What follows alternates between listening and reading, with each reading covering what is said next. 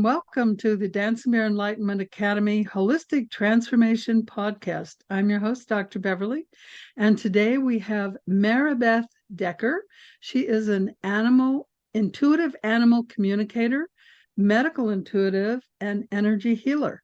She founded Sacred Grove LLC, an online program where she helps others with their animals, and people and pets heal and connect. She works with pet guardians who dearly love their animals yet face tough issues. Today, she will talk to us about increasing the bond with your animal. Welcome, Maribeth. Thank you, Dr. Beverly. Thank you. I'm so glad to be here to get to talk about animals, our lovely companions. Yes, and what would we do without them? Exactly. So I'm really curious to learn more. How did you become an animal communicator? Most people have some kind of story to tell us about how this started. So share yours with us, if you will. Yeah, I love it. I have to say I love telling my story because it surprised me. I did not, I would not have called myself an animal communicator. I, as a child, I loved animals. I did have a few experiences now that I look back, but that wasn't something that I was on my radar. And so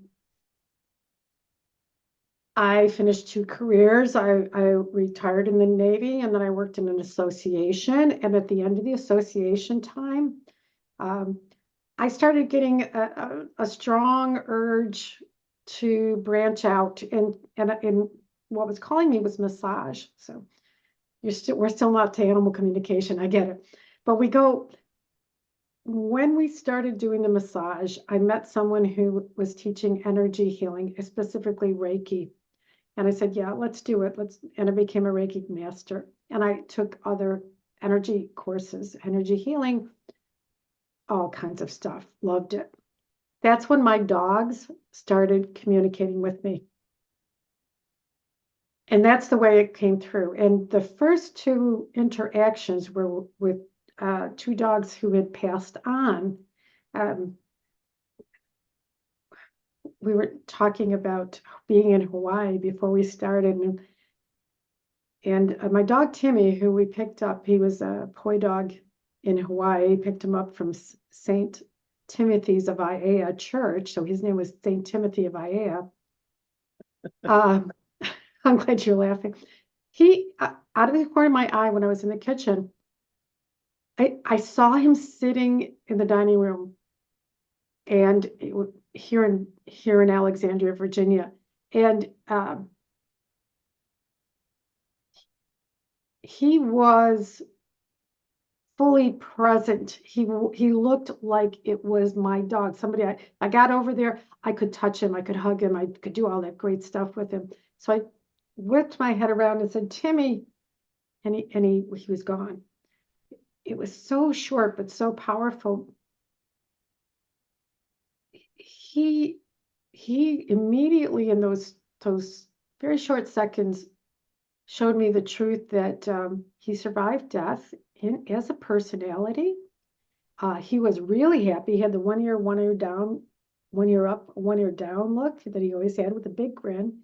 And, he came back, or he came through, however you call it, to let me know he was doing okay. So that was like, wow, that's great. Got to finish dinner for the kids. that was where I was at. Then I had another experience with my dog, Eddie, a girl dog that the kids named. And she passed away just before I had to get on a plane to staff an annual meeting for the association I was in. And I was really bereft. It was a terrible place to be. And you can't be that person when you're staffing a meeting. They want joy and happiness and excitement. I will say it the way it has been experienced. She accompanied me on the plane. I usually sit on the window seat. I was on the aisle seat and felt like she was right there on the sitting in the aisle. And it was so crazy. I was petting her, So I can imagine people saying, "What is that woman doing? She's just waving her hand while I'm petting my dog, darn it." So she stuck around with me for a while so I could get my act together, and it was such a gift.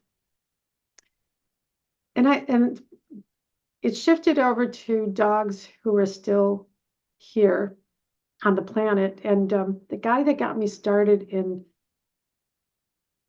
animal communication was my dog Tibor. He'd come from a really tough background. You don't have to be an animal communicator to know that somebody who's a year and a half shouldn't have broken teeth and scars and things like that. So something bad was there.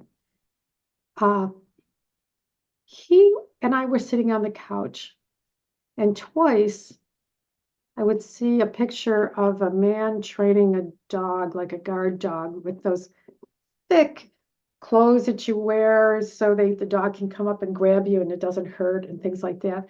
Once was a fluke. The second time I looked at him and said, "What is going on with you?" So my good friend Mary said, "That's animal communication." I thought she was saying, like, "You dumb doofus, you." I said, "I didn't know that." And at that point, I said, "I'm going to get training to do it on purpose." And working with people and their animals, just, it was,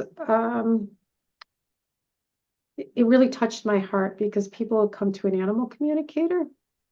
I mean, they love their animals if they come to an animal communicator. Yeah. And so I just fell in love with doing this. And that's how it got me started. Yeah, I have an acupuncture practice, and when I had my big office, I would let people bring their animals, and I would work on mostly dogs. Cats, I'd just heal remotely with energy, but Mhm. dogs, I would bring them in. They'd bring them in, and I'd talk to them. And I use I have a light pen, so I would use light energy on them to heal them. Nice. They really respond to that nicely. Yeah. You either get into it by accident like me, or you need to study, but I never did study. Um, I just suddenly knew how. I I would say that I am a natural studier. I loved studier. I loved school. I got 2 master's degrees, and so I guess maybe that's who I am. It's like I want to go find out what are the people doing? What do they teach? And so I would say that it gave me confidence that what I was doing was real. Maybe I put it that way. And that's probably something that I did need to know, that I'm just not making this stuff up. Yeah, Uh, you do enough work with people and they validate what you've shared. And that was really helpful for me. that's true. Yeah, very, very true. So, if someone was interested in either being an animal communicator or just being able to communicate with their animal, what would you recommend for them? Um, well, I do teach an animal communication course, You Connect. I focus it on people connecting with their own animals. If they want to be professionals, that's good. But I really like the idea of wonder what it would be like if every single one of us, let's say it this way, somebody in the family could communicate intuitively with their animals. How great would that be? So I'm interested in people who just want that extra piece of life and energy and understanding. So I do that. And if you want to start out yourself, I think part of it is increasing the bond in a very clear way. And one of the easiest things that you can do is to pay more attention to them. And what I mean by that is, this is something I noticed in myself and said, I got to change this, is don't treat them like furniture. Mm, You get so busy, you got humans, we got this huge to-do list that goes on for longer than we're alive. I mean, we just walk by them. I'd ask you to stop, acknowledge them as often as you can, make it like a habit, because that's going to increase the connection. Mm-hmm.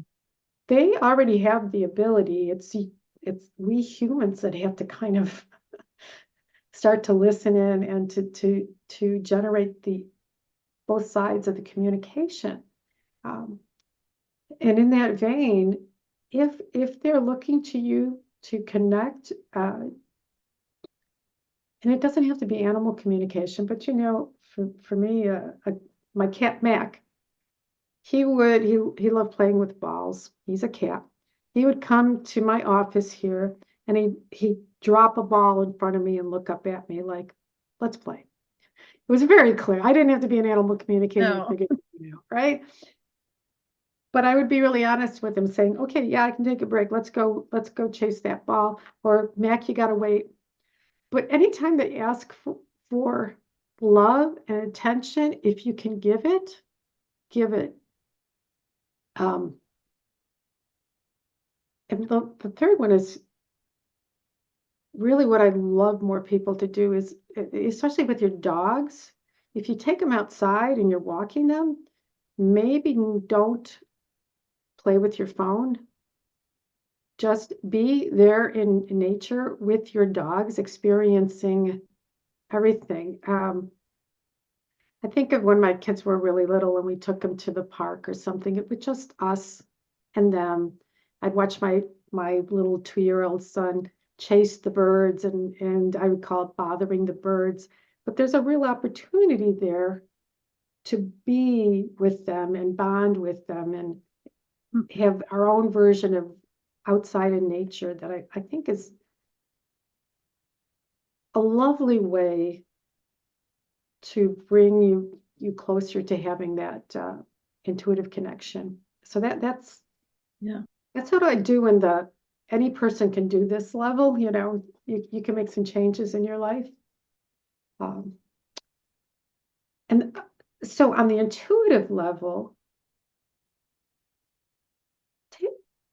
have a couple of good mindsets. Like the first one I said was they're already communicating or trying to communicate intuitively with you. We were talking about that earlier. If your animal, I have cats and dogs, if your cat or dog has stared at you intensely for long periods, I think they're saying, "I don't know how to send this any louder to you. Why don't you get this? Everybody else in the house that's got fur on gets it." Um, so have the belief that their side of the equation is already working really good. And then know that we are set up to communicate intuitively. I believe it's both a physical and an energetic ability that we come into this world with.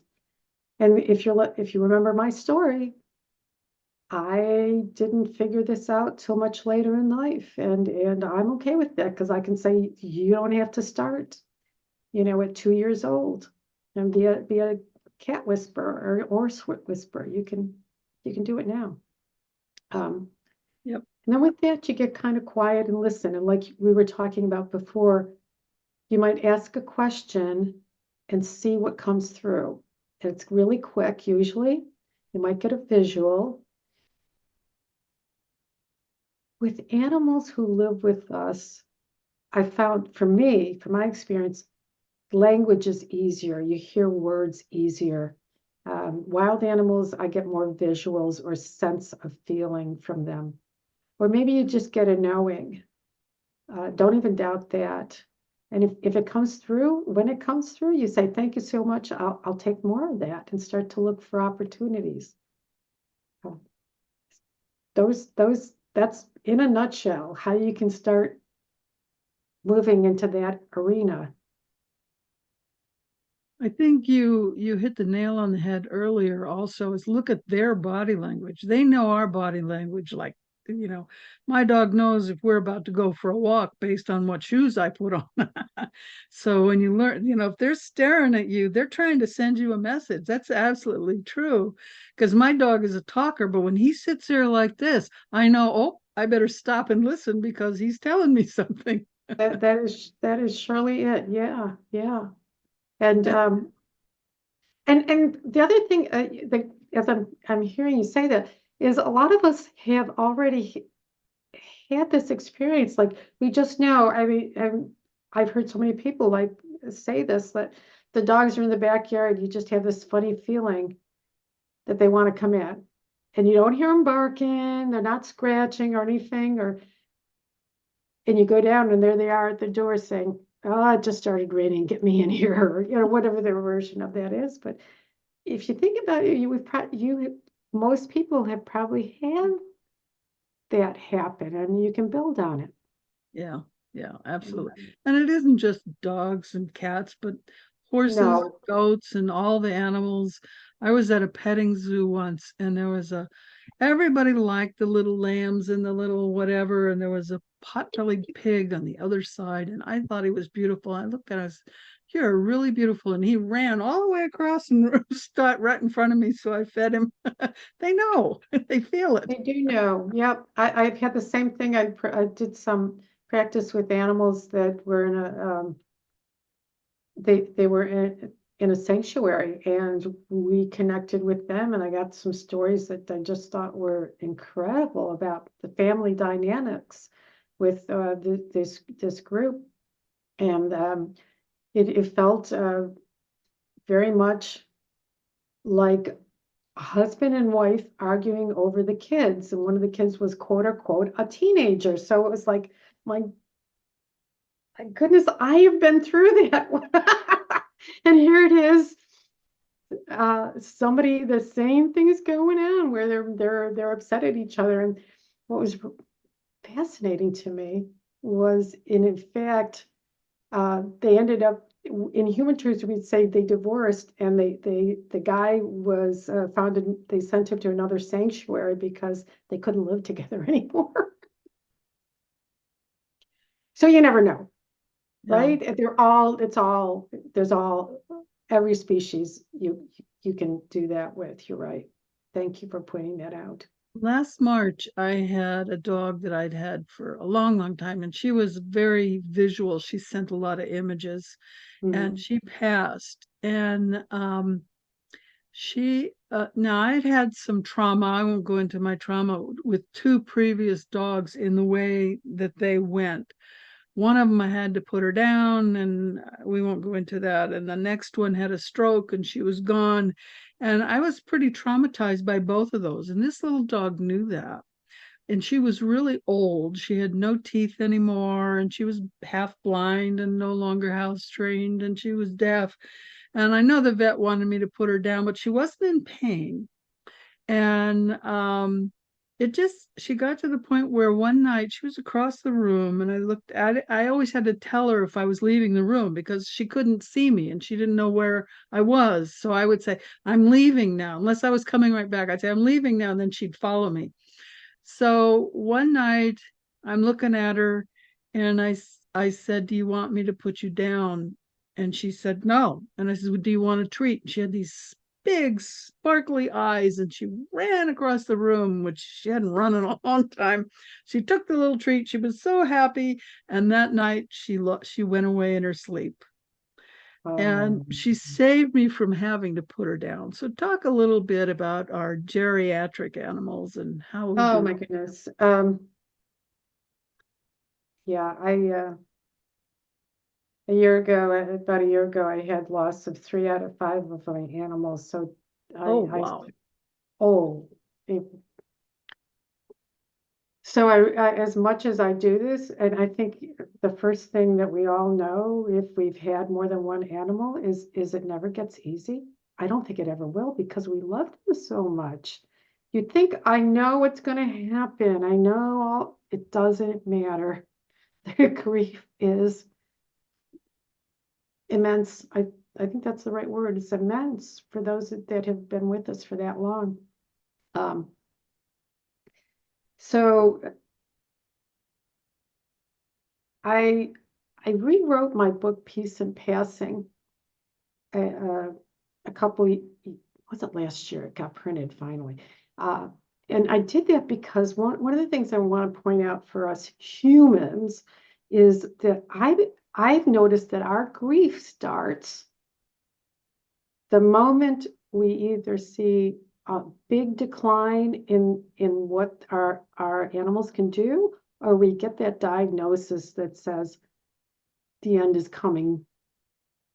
No, there's no out here, unless it's a miracle, and sometimes there are, but that's where the grief starts so much earlier. And I kind of focused at first about those last few, I don't know, weeks, months, and I went back to say, once you get that knowing, which you knew intellectually, but now you got it at the gut and the heart level, how do you manage it? Um, the one thing that has helped me with mine, and I would recommend it, is it's a kind of a smart alecky phrase, but it kind of wakes us up. And if they could say, they'd say, "I'm not dead yet." Okay. Stop. Okay. Come back and be here with me now. And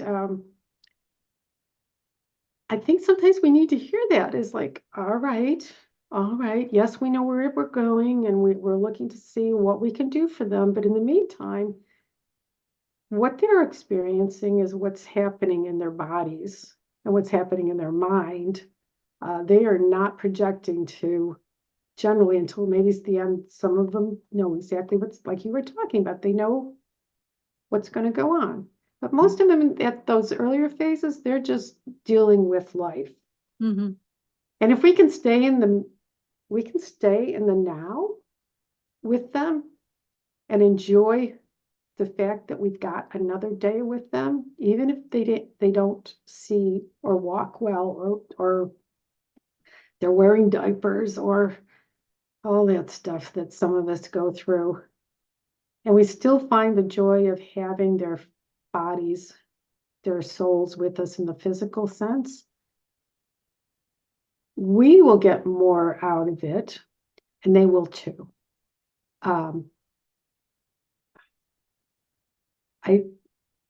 I don't think we can stop grieving, but the more effort we put into enjoying the fact that they're still here is good for them too. It's kind of revitalizing, I think. So that's the big thing. Then we look to be very flexible and say, well, what can we do to make their lives easier? Do we do some alternative therapies, acupuncture, certain medicines? Do we check their pain level, make sure they're really good? I got down to very basics. I have a 3-story townhouse. Do you put treads on the stairs so they don't fall anymore? Or maybe, do we take shorter walks because they still want to walk, but they can't do the 2 miles anymore. So those are some of the things that I suggest before even the question comes up are you ready? Look at that stuff. What can you do? I gotta say, no, that then one of the things I did that really made me happy is I even used to sing to my dog Stella, "Every day with Stella is a good day." I would sing it to her. And she kind of liked it, I think, and there was just that silliness and that love and that reconnection, reminding me that she's still around in the physical world. Well, what are some of the other things we can do to develop that bond with our pets and our other animals?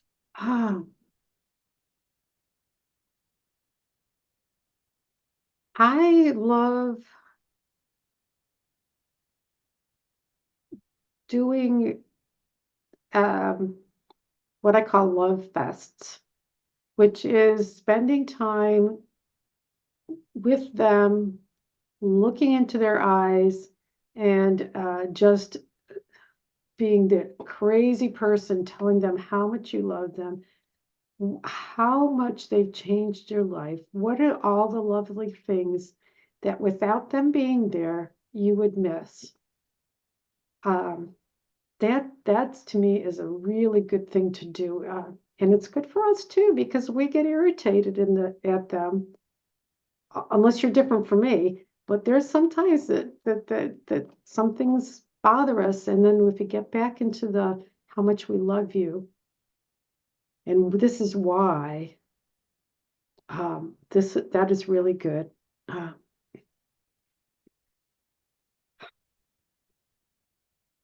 Touch is, unless they don't like it. Now, dogs generally love touch. Cats will tell you what they want and what they don't want. If you, okay, Yeah, they I, don't I got always want to be touched.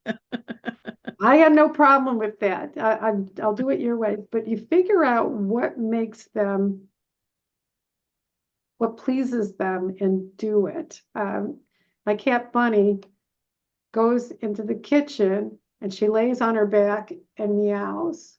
So that time is to go over and scratch her ears. Oh, okay. Okay. Okay, sometimes it's treats, but sometimes it's just tell me how beautiful I am and do it. So if you look for ways to tell them how great they are, how much, what a difference they make in their lives, that's a really big deal.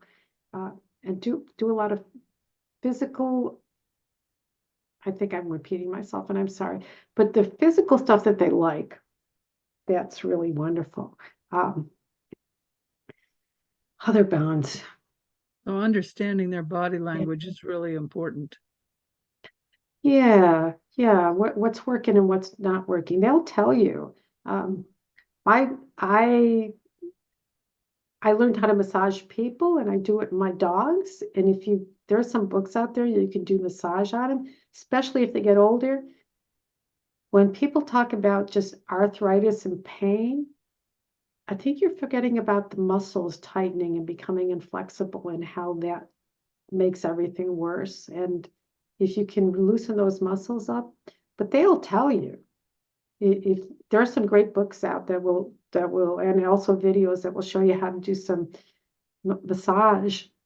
And if they're in a happy space, their eyes are going to go, as we say in the Navy, half mast, Yeah. and they'll just like look there like they're in la la land. If they don't like it, they will get a really strong stare at you.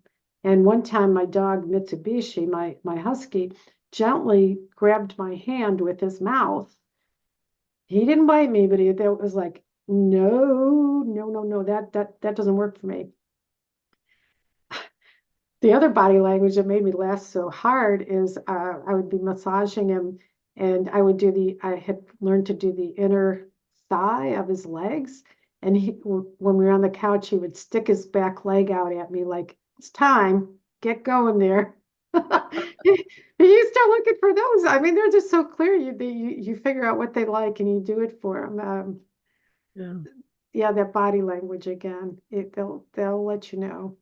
Yeah. My little boy loves his massages. Oh He yeah. comes and asks every morning. I give him a massage and then I give him one at night. And sometimes I'll do a little bit and then I'll stop and he'll take his paw and put it on my hand. Don't stop. Don't stop. Yeah, I'm getting my guys. I'm doing a little with the cats. I can get their necks and a little bit down their shoulders, but and a little bit around here, and that's and it's a little tough beyond that. I tried just gentle stroking next to their spines, but you got to take it easy with those guys. Yeah. Cats are different. They're touchy. Yeah, they're Yeah. maybe yeah. Yeah. That's really nice. So you have a gift for everybody, 5 things your pets want you to know. Tell us about your gift. It's a short report of 5 things that I've found as an animal communicator, and it's lovely. It probably says a lot of the things we just talked about, but if you'd like it, I'd love you to you get it if you sign up for my newsletter. So it's a gift to you for for joining my newsletter. Nice. So if you're on YouTube, I'll have the link down below. But if you're listening to the podcast, you can find that free gift at sacredgrove.com, SACREDGROVE, sacredgrove.com / the number 5 dash things dash tips. So it's sacredgrove.com / the number 5 dash things dash tips. Okay, do you have any closing words for us, Meredith? Let's see. Maribeth. Sorry. That's all right. It's all right. It won't be the first or the last time. Yes, I always like to say this. I believe I understand the concept of soul families, where there's a bunch of souls that get together and they keep coming and working things out and playing different parts in different incarnations. So that's me, and I have decided, and I believe that our animals are also part of our soul family, and it just makes life a little more richer to see or to think about what are we doing for them? What are they doing for us? What are we learning from them? What are they learning from us? There's another depth you can go into if you like. I agree with that completely. Yeah. Well, it was great having you on. Of course, I could talk about animals all day. I love animals. So thank you so much for being with us today. And everyone, thank you for listening. And remember to be the light you want to see in the world.